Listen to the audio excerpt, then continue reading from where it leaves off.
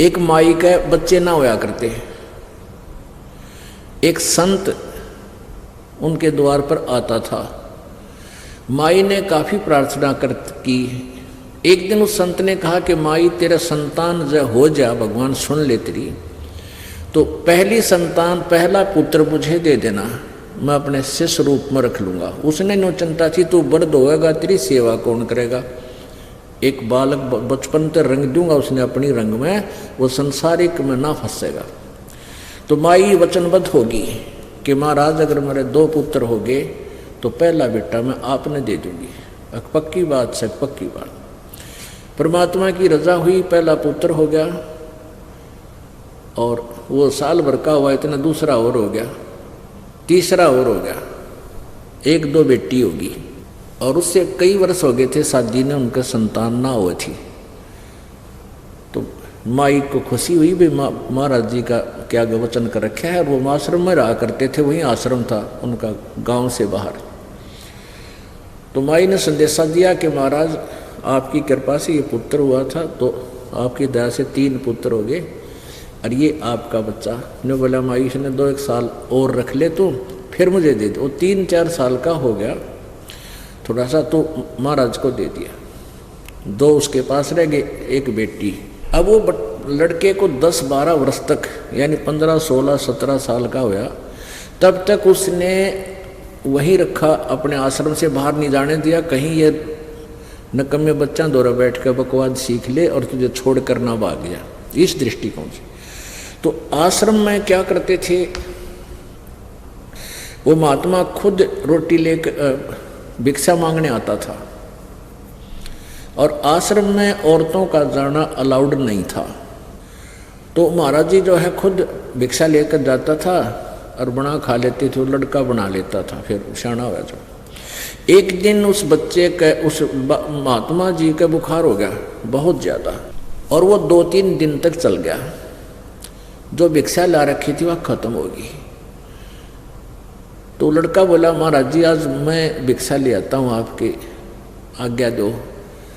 महाराज जी बोला भाई नो करिए, सीधा गली में चला जाना और बाएं मुड़ जाना और बाएं साइड में ही जो पहला घर हो ना उसमें भिक्षा लाना और उसमें जो मिला वापस आ जाना और मत जाना कहीं पर।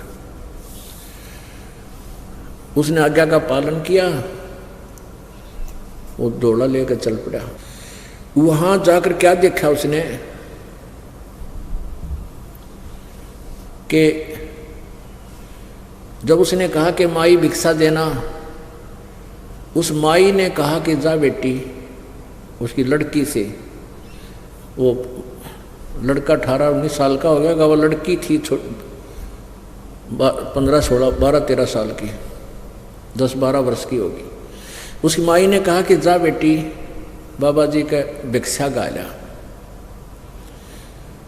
अब वो भिक्षा लेकर गई तो उसने क्या देखा कि उस लड़की की चेस्ट पे जैसे दूध ही उभर आती है बच्चे का।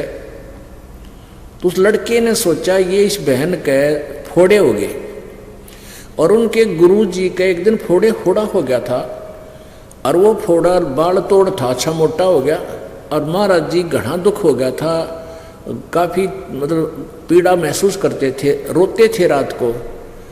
तो वो 1 हफ्ते में जाकर वो फोड़ा फूटा था, वह दवाई जुड़ी बांधने से। तो उसने सोचा कि ये जो गुरुजी का फोड़ा हुआ था इस बहन का, ये फोड़े हो रहे से 2। वो कहने लगा बहन आपके ये फोड़े हैं ना, आपके फोड़ों की दवाई मेरे गुरुजी के पास है, आश्रम में आ जाना, इन फोड़ों की दवाई लगा देंगे, आपको दर्द नहीं हो रहा। अब उस लड़की ने सोचा ये बकवाद कर रहा नकमा ढेड़। तो वह गालियाँ मंड गई उसने, ढेड तेरा माँ कोई ना तेरा बहन कोई ना, अपनी बहन के फोड़े फुड़वा ले, नो करवा ले। वो लड़ने लगी। उस माँ ने सोचा ये क्या झगड़ा हो गया इनका। वो आई, माई ने पूछा कहाँ से आए हो महाराज जी? जी आश्रम से आया हूँ मैं। वह जानेगी क्यों? तो ये बेटा मेरे वाला जो मैंने दान किया था। उस बेटी को पता क्यों बाहर आने नहीं दिया उसने, उस पहचानते नहीं थे एक दूसरे को, ना घर जानता था वो लड़का। तब उसने कहा महाराज जी, वो लड़की को समझाया, बेटी क्यों गाल दे रही है, तेरा भाई है।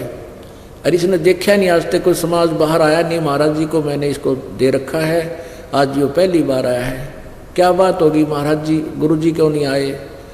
वो बच्चा बोला, माई की बेटी, गुरु जी को बुखार हो गया है इसलिए मुझे भेजा है, और उसने यही घर बताया था कि और घर से भिक्षा भी नहीं लाना है।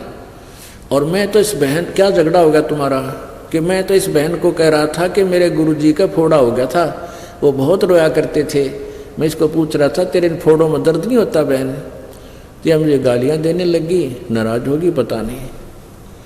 तो वह माँ तो जानेगी, तो बूढ़ा भगत से इसको पता नहीं किसी वस्तु का, बहन वह दुख मानेगी कि नकम्मा आदमी बूढ़ा बोला है।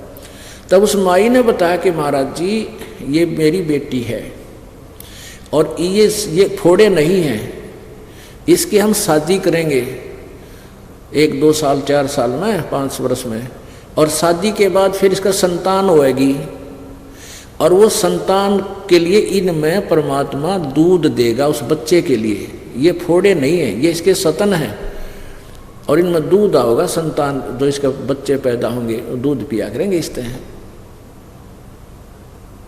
अब कब कितने दिन में शादी करोगे, कि 2-4 वर्ष में और शादी करेंगे, और 1-2 वर्ष में फिर बालक होगा। अब वो जितना आटा उसने डाल रखा था ना लड़की ने, वह जोड़ी वही फेंक दी और चल पड़ा वापस। अब क्या सोचा उस बालक ने कि हे परमात्मा, जब माँ कद आज यह लड़की 4 साल बाद से ब्याही जाएगी, और 2 साल के बाद जिसका बच्चा होगा 6 साल हो गए, और 6 साल एडवांस भगवान ने प्रबंध कर रखा आने वाले बच्चे का, तो हमने कि आश्रम में भूखे मरण देगा, क्यों मांगते अंडे। वह बूढ़े झोली पटक दी ठाक।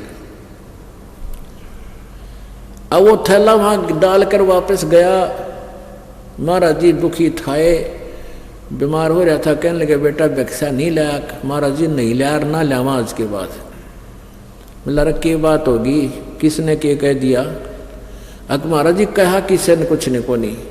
जब परमात्मा इतना एडवांस व्यवस्था करता है तो हम क्यों चिंता करें, आप करेगा व्यवस्था। वो सारी कहानी बताई। वो महाराज दिन सोचा ये अच्छा निकम्मा पैदा हुआ, भूखा मरेगा और मन में मारेगा भी हो।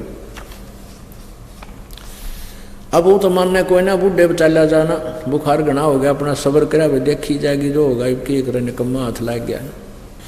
इतने में क्या हुआ कि गांव में चर्चा चल गई कि महाराज जी तो हो गए बीमार भाई, और वो लड़का है ना, वो नालायक से जोड़े ने भी थोड़ा बहुत आटा था, उसने भी यहीं डाल गया कि मैं मांगने नहीं आऊँ, पता नहीं किसने के कह दिया उसको। वो दुख मान गया, और भाई महात्मा जी भूखा है और वैसे ऊपर तो बीमार है। तो ऐसे चर्चा गांव में 2-4 ग्राम हुई, तो सब ने रोटी बनाई फटाफट। जोन सा सुना हुआ बना लग जा, मैं रोटी लेके जाऊंगा, एक दूसरे से सलाह बनी नहीं। तो लाइन लागी रोटी ले जाने वाले की। वहाँ शाम वो पहुँचे ना, 10-15 कट लगातार रोटी ले जाओ। वहाँ आश्रम में ढेर ला दिया रोटियाँ का 4 बजे। तब वो लड़का बोला गुरु जी हम तो वही मांगते फिर थे, देख मालिक ने ठाठ ला दिया। और उस गाँव ने उस दिन के बाद वो एक घर की डेली ड्यूटी ला दी कि प्रतिदिन एक घर इनकी रोटी यहाँ पहुँचाया करेगा। बोलो सतगुरुदेव।